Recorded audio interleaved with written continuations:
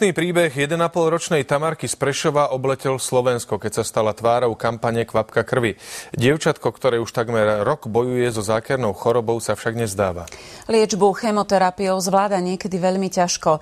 A jej mama už zažila chvíle, keď si myslela, že je naozaj po všetkom. Porozpráva o tom aj v programe 2011 Srdce pre deti, ktorý pripravuje televízia JOJ v spolupráci s denníkom Nový čas. Tamarka. Dievčatko s krásnym úsmevom a veselými očami. Malý šibal, ktorého keď mal 9,5 mesiaca skolili vysoké horúčky.